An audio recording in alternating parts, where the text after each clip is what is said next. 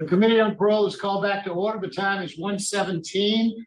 Members of the panel today are Ms. Pearl Wise, Ms. Bonnie Jackson. My name is Tony Marabella. I'll be acting as chair. Our remote facility is Riverbed Detention Center. Would the staff at Riverbed introduce themselves? Mr. Williams, is there anyone in the room with you from the detention center? You're on mute, sir. Can you speak? No, sir. No one is in the room with me. We can hear you now. Okay. Mr. Williams, would you give us your full name and DOC number? Yes, sir. Rene Williams, DOC number 553136. Mr. Williams, let me explain our process to you. First, I'm going to read some information into the record, and then the board is going to conduct a parole interview with you. At the appropriate, we will allow the participants who've indicated they wish to have input to speak. The only speaker we have here today is Mr. Randy Meyer, who is in opposition to your parole. He's the Assistant District Attorney in Jefferson Parish. At the end of the hearing, you'll be allowed to make a brief statement before the board votes. Do you understand our process, sir? Yes, sir. This is a matter of Rene S. Williams, DOC number 553136, date of birth August the 2nd of 1990. He's a second-class offender. He has a parole eligibility date of December the 18th of 2018, an adjusted good time date of January the 22nd of 2037, and a full-term date of September the 19th of 2037. He is currently serving a 25-year sentence for possession with intent to distribute heroin, having been adjudicated a habitual offender, and possession of a firearm by a convicted felon. Mr. Williams, is all of that information accurate? Yes, sir. Mr. Williams, your case has been assigned to Ms. Bonnie Jackson. She will begin our interview process. Would you please answer any questions she may have? Good afternoon, Mr. Williams. Good afternoon. How long have you served on these charges? Going on 11 years in September. 10 Okay, years. and that's what I have, about 10 plus years. How long have you been at the facility that you're currently housed at? Going on 4 years, 3.5 years, a little bit over. All right, you last appeared before the parole board in December of 2019. Yes, ma'am. And the reason that you were denied on that previous hearing was that you needed more programs. So have you taken any additional programs since December of 2019? And Yes. so you tell us what they are. I was currently in celebration of recovery, and this is the ones I have before I got here. I had celebration of recovery. I want to know what you have had since 2019. Before the December of 2019, at that time, the board thought that you needed some more programming like substance abuse and GED. And my question is, after you got denied in 2019, what programs have you had since then? Not before 2019, after 2019. The only ones I have is the ones that I got when I currently got here. I got in 4 programs. What year did you get to where you are now? This was in 19. These was in 19 that I got these. In 20. I got the last one I got in 20 was substance abuse. What kind of substance abuse program were you in 2020? What's the name of it? Right here. Okay, can you read that? It's kind of hard for me to see it on the screen. Certificate of Achievement, Riverbed Detention Center Substance Abuse Program. And And how long was that program? From this was like 60 days. Okay. And how often did y'all meet? Once or twice a week. And what did you get out of that program? What did you learn? Well, I learned to deal with my hurts, habits, and hangups. It taught me to rehabilitate myself and do positive things so I won't have to go backwards and do drugs because it crippled me. I have been away from my family. I lost family members since I've been in jail. I have changed tremendously. Yes, I was a. Could you tell me what tools did you learn to help you stay away? Oh yes, man. I'm sorry. Well, I learned to when I'm dealing with the losses of my family. I learned how to humble myself, be patient, and don't worry about things that trigger the things that I used to do. So now I find something positive to do. I learned how to breathe in, breathe out, and certain things like when I get boredom, I take and go read a book. I educate myself. That's what the substance abuse class taught me. The Mr. Hill that's over the class, he just taught me different techniques and learning how to stay away from people that I used to be around. Just not going back into the same environment, being around the same type of people because those are trigger me going back to my old ways. So I eliminated all that. I don't even have contact with no old friends or none of that. We know you kind of been in jail for a while, so it's not that hard to stay away from them. I just don't. Your street friends don't come and check on you when you're in prison. Yes, ma'am. So were some of those people family members? No, ma'am. Okay. All right. Do you have a job at the institution? Well, the one that I had before I got here, currently, no, I don't have it, but I've been trying to get into working in the kitchen. Okay, and why haven't you been able to do that? Because they have people that applied before me, people that already was in ahead of me that they already had here before I got here.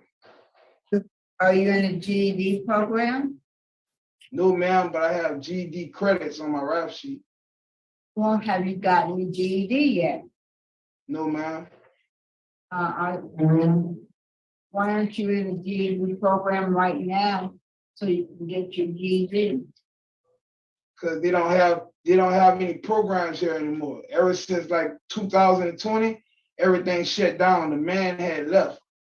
Like they don't have no programs here no more. There's nothing going on at this facility anymore. Programs at all? No, ma'am. They don't have no more programs. I got in every program that they had here, and they shut them down after I completed 4 programs. So I currently have 6 or 7 programs under my rap sheet as DOC calculated. But after I left out of the last program, Mr. Hill, he left. They don't have no more programs here. They don't even do GED here no more.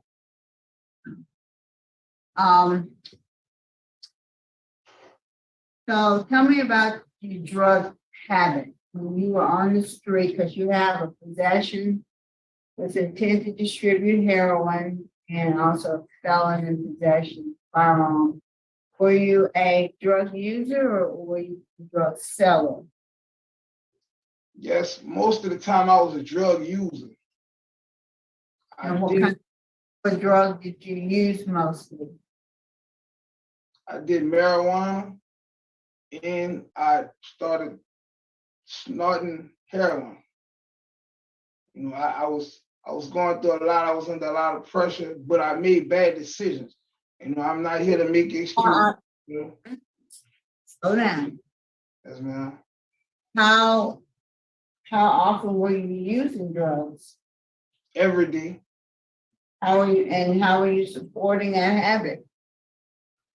Well, I had got Well, some of my people was helping me to do things, and I was lying, trying to tell them that I needed food and needed this because I get a check every first of the month. So I just make up lies and, to get.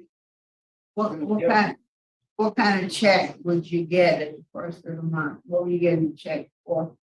SSI. And why would why you were getting SSI?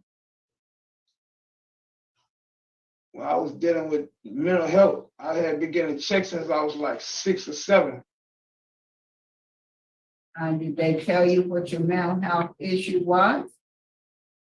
I was ADHD, and I was dealing with bipolar. It was ADHD, the hyperactive disorder, and I was dealing with the bipolar.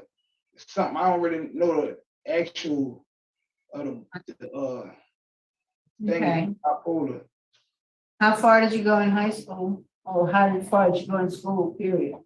11th grade. Okay. Were you in regular classes? No, ma'am, I was in special aid. Can you read and write? Yes, ma'am. Have you had a job in the past, a real job? I had one real job, a construction job. And what did you do? Were you a helper? Yes, ma'am. That was my first job. So I was getting the ropes. Okay. But you haven't had any job training or any kind of programming over the last 10. Yes, ma'am. I had, before I got here, I was working with the maintenance people, learning how to, do different things, dealing with, lawnmowers and stuff like that. And I had started working in the kitchen. I started learning how to deal with the culinary arts and stuff like that. And that's why I ended off at like right before I got to this facility. I always kept a job my whole juice since I've been incarcerated. It just, when I got here, it got kind of like bad for me because this is a detention center. I was used to coming from a prison with doing time where I already had positive things to do, and jobs was always available. And what's your write-up history like? How many write-ups have you had over the last 10, almost 11 years? I'm not even gonna lie to you. I don't even remember the last time I had a write-up. Probably was 5 years ago. 5 years ago. Remember what that was for? Aggravated disobedience. I haven't had too many. I haven't had none since I got here. I haven't had any write-ups since I've been here. Okay, but how many did you have before you came? If you had to guess, I'm not going to hold you to an exact number. 3 or 4. Do you remember what the aggravated disobedience was about? I think I was trying to go to the kitchen to go to work, and I had left and went back to the dorm, and the officer had an attitude with me, and he just basically rolled me up because he felt like I should have went straight to the kitchen instead of going back. It always was something minor. It was nothing major. I never had any contact with the people for this aggressiveness or anything I ever. So what kind of family do you have? Well, I have a minister in my family. She's going to help me get a job, whenever the time is available. Her name is Billy Washington, and she have a job available for me, and she got a lot of positive. Did she know that you were having a hearing today? Yes, ma'am. And I had asked her because she set it up, but she had death in the family. Her grandbaby had got killed and some stuff had wound up going on. I don't know everything about it, but she said she was going to try to. Well, who would you live with? That's who I'm going to stay with, Miss Billy Washington. She's a minister. She have a lot of positive things going on around her. She have jobs available. You know, her daughters and sons have degrees and they doing positive stuff. So that's who I chose to go parole by, because I know that I won't be able to get in trouble, and I know that I won't ever come back to jail, because those people is my motivation and inspiration. You know I can't go backwards. I gotta continue to look forward, and these are the only people that I feel comfortable around.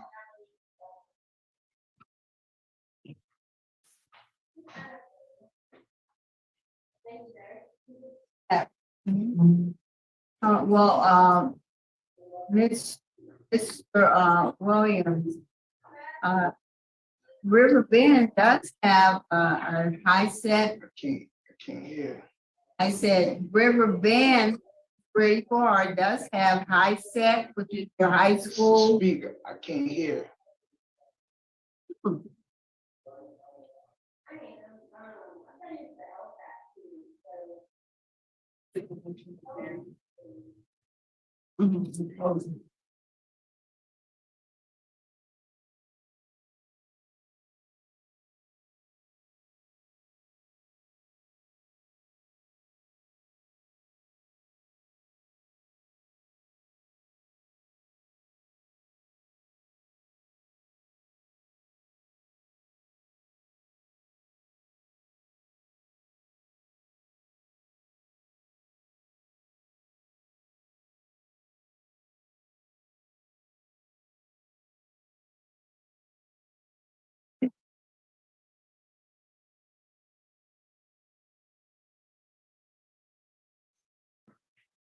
What are these files? Must be something wrong with the volume. I can't hear. The volume like is going out. We're back up. We can hear you now. Oh, yes, sir. Yes, sir. Well, I just got information, Mr. Williams, that they have a high set, which is a GED program. They have a welding program, and they have other classes that are available that they are operating. It must have just started back because they didn't have it. Okay, well, she contacted them, and somebody contacted them, and they said they have all these programs available. So we'll have the opportunity to get into some programs. Okay? I didn't All right. I said you do have the opportunity to get into some programs. Yes, ma'am. Like I said, I tried. I know the man had left, and I say they didn't have anything going on. I know numerous of people that have tried to get in the program, and they said that they didn't have any person or instructor to help them in the program. They needed more people to come. Is there a prison guard in the area where you are? Anybody around where you are right now? Yes, ma'am. Ask him to step over to the camera so we can see him.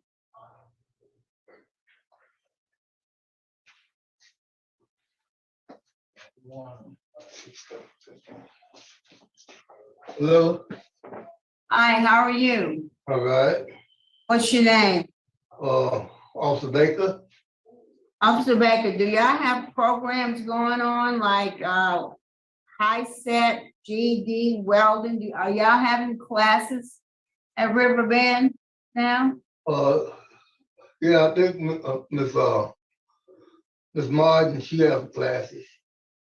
So the classes are operating? Yes, ma'am. Okay, all right, thank you.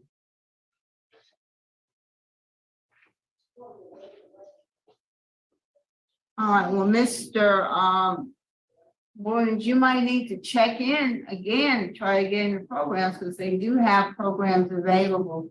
Mr. Marabella, that's all I have. Mr. Meyer? Good afternoon, Randy Meyer, Assistant DA, Jefferson Parish. As y'all pointed out at the prior parole hearing, it was recommended that he get substance abuse and GED programming, which hasn't happened. I heard him talk about some substance abuse. I didn't catch the date of when that was taken, but I think additional programming that they are having at the facility would be beneficial to him. And I think additional substance abuse would be helpful to him as well. Because one thing I didn't hear him say was what steps he would take when he gets out within one of those programs for AA or NA to help him remain drug and alcohol free. So we're opposed at this time. Thank you, sir. I do have one question. Go ahead. Mr. Rene, what's your marriage status right now? What's your marriage? Are you married, single, divorced? What's your status? Are you single? Yes, ma'am. What happened with your wife? My wife, Oh, you don't have a wife? no ma'am. Okay. What kind of family support do you have? I have a family support. My sister, she's very supportive, but my Christian mother, she's always been here for me, and she always motivated me and always gave me the spiritual growth that I needed. Good. Like I'm really willing to do whatever y'all need me to do to go back in society. If I have to go back and take programs and do everything that I have to do, I'm willing to do that. I'm willing to pay my parole fee. I'm willing to stay out of anything. Just please, I wouldn't lie to y'all about this jail. They're gonna say that. They're gonna tell y'all that they have this and have this. They had it going on, but they don't. And most likely too, with your 25-year sentence, you're gonna be down on the waiting list. Other guys are gonna get it before you because you got so much time. They give it to the ones with the lowest amount of time too.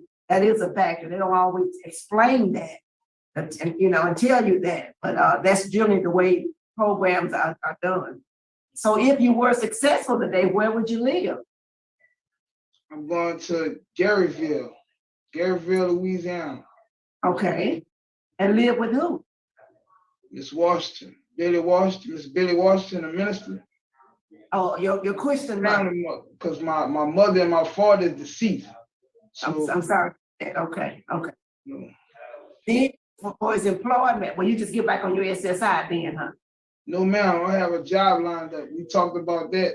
Miss Billy Washington, the minister, she have a job and everything lined up for me, and I'm gonna be dealing with the ministry too. So I will have something to work and look forward to pay the probation and parole if I do have to. That's gonna get paid every month.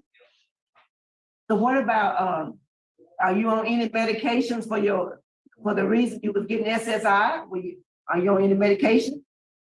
Well, since I've been in jail, I have learned how to deal and cope with my problems more better, because they don't have the medication. They're not gonna give me that kind of medication while I'm incarcerated. So you haven't taken anything. How long you been off your meds?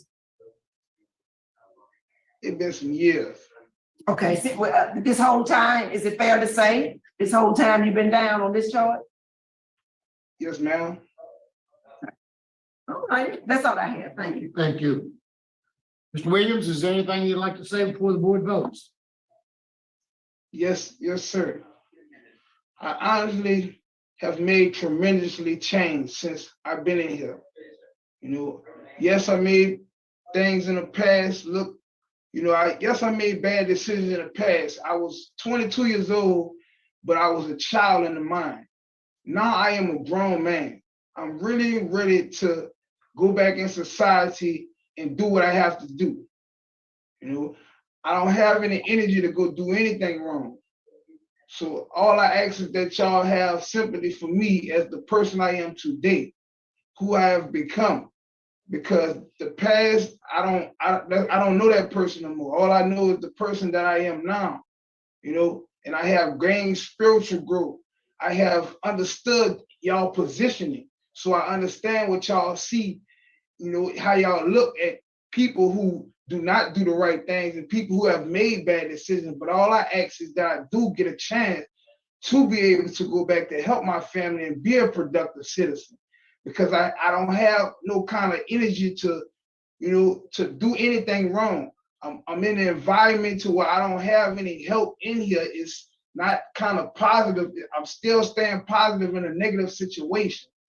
But I'm not going to give up. I'm still going to continue to move forward. I'm not going to look back, But I just ask that y'all please, see me as the person I am today and give me a chance. Please. That's all I ask from the parole board. Thank you very much, Mr. Williams. Stand ready to vote.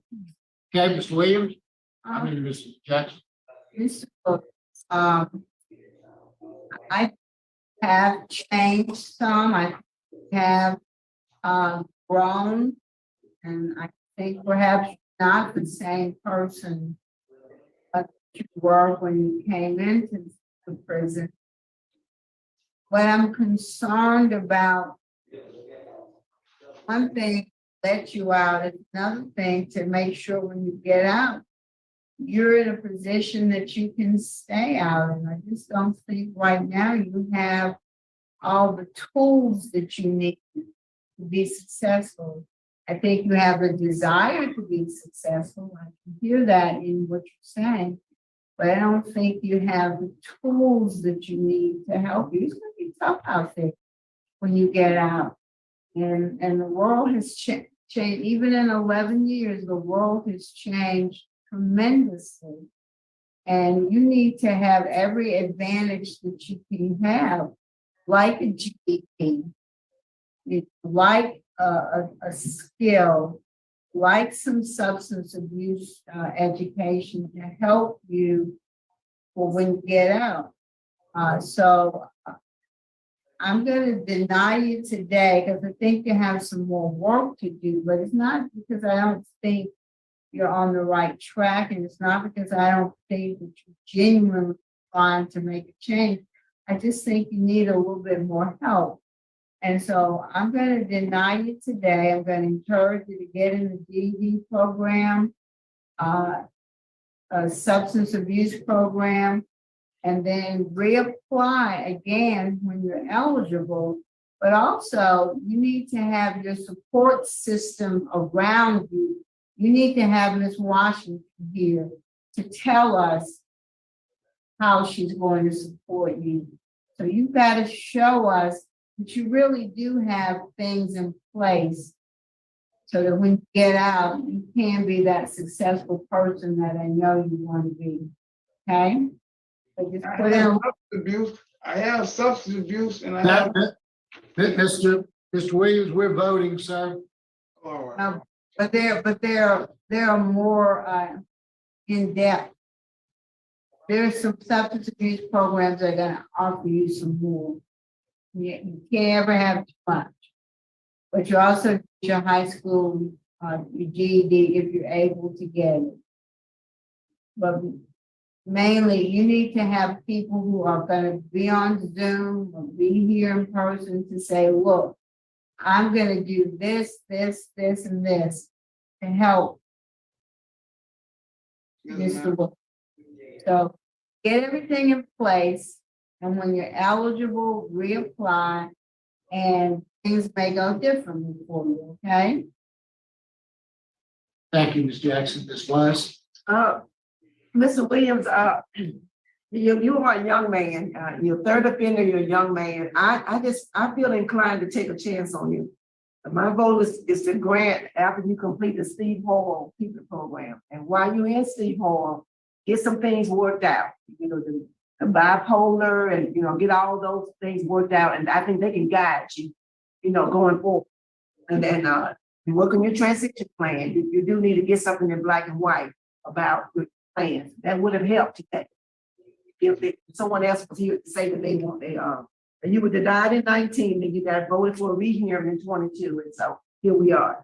And also, you have an overall positive institutional record, based on what we have.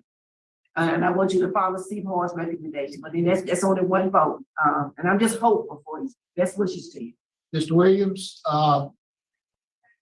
you have one vote to grant conditionally and one vote to deny. I think you're working very hard. I appreciate that. I think you need some more work to do, though. My vote likewise would be to deny, but to encourage you to try to get into as many programs as you can. I do like the idea of Steve Hoyle. I'm not sure that's the cure-all, but that's certainly a step in the right direction. I'd love to see you get into that program. So good luck to you. You don't have Steve over here, though. I understand that. I would request maybe that you suggest maybe that you put in for, see if you can go somewhere that you can. We'll try to help you get that. We'll try on this end to help you get that. If that's something that you're interested in doing, we'll try to help that happen. Yes, sir, because I can't, I'm not gonna, I don't have any support here. Understand Yeah. that. I don't Try have- to get you there. Good luck to you, sir.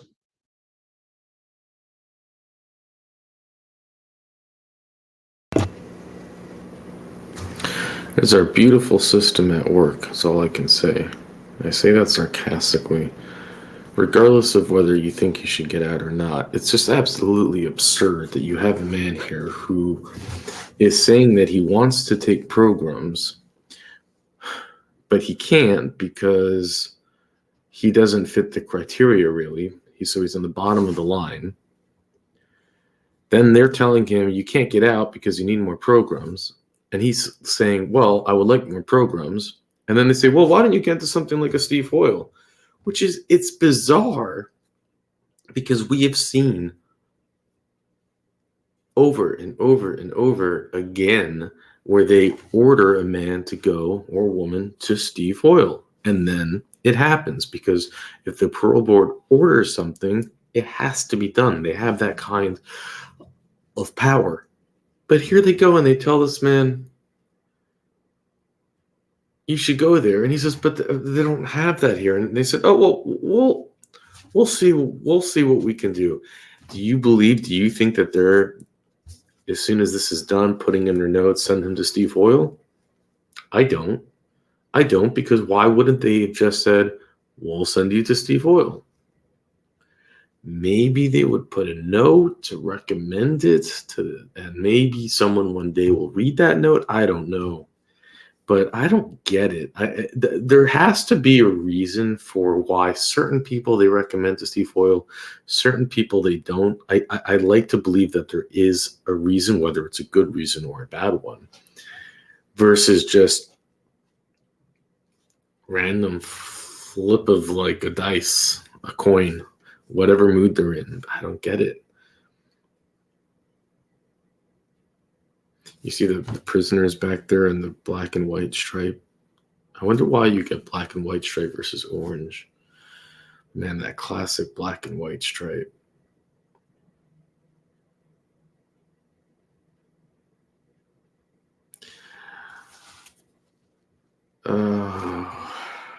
Back in the day, I would have gone on a rant for Randy showing up, but I have learned, and I apologize, Randy shows up to basically every case in his parish. It's just the other DAs that don't seem to show up, and for some reason, Randy, like 99% of his cases are this type of case, someone who's has an addiction problem and then gets this huge sentence and gets lost in a system that can't help him. He's not able to get help because it's too long, and then he gets punished because the system doesn't work for him, and he gets to just rot away. And then one day he will get out, and then he'll be left with nothing, and he'll be back in the system, and he'll be sent back in here. And you know what? That's where the system is failing him. And I'm no huffy, fluffy, woo is me. I'm just pointing out flaws in the system. There's billions of dollars being poured into correctional facilities, which is really privatized, publicly traded businesses that are for-profit machines. Most of them are, not all of them. And, some of them are government run, but I think the majority, if not all, in Louisiana are privatized. They're publicly traded. You can buy a stock, and anything that's publicly traded is not in the best interest of rehabilitation. It's in the best interest of the dollar.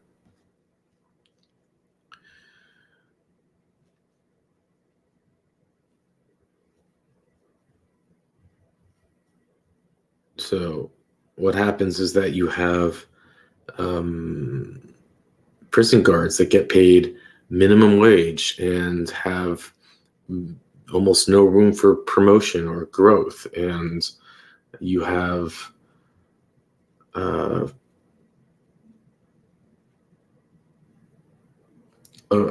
defeatist culture, and you have this like